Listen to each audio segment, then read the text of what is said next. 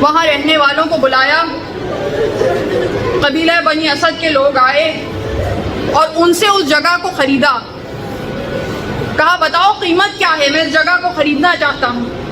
انہوں نے کہا کہ آپ ایسے ہی لے لیجئے. کہا نہیں، قیمت ادا کروں گا.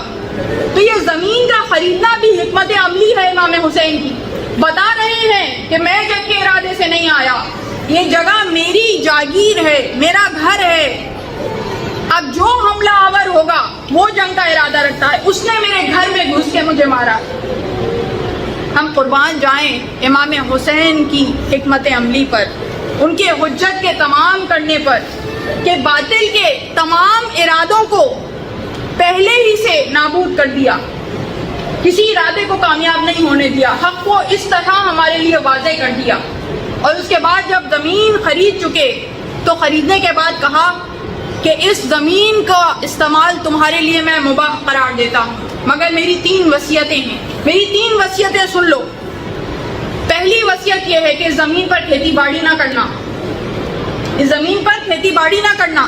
یہ اور بات ہے کہ بعد میں آنے والے دشمنان حسین نے اس زمین پر ہل چلوائے، ایسے ایسے مظالم ڈھائے ہیں. مظلوم امام کا روزہ جو ہے وہ اپنی جگہ اتنا مظلوم ہے کہ اگر اس کی مظلومیت کی داستان ہی آپ کو سنائی جائے تو آپ کی آنکھوں سے آنسو رکیں گے نہیں.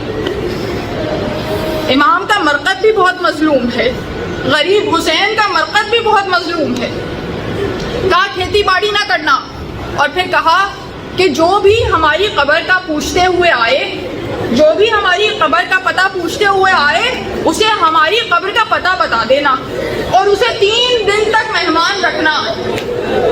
بھائی میرا مولا کتنی محبت کرتا ہے ہم سے، کس طرح محبت کا اظہار کر رہا ہے کہ میرے آنے والے زائرین کو 3 دن تک مہمان رکھنا.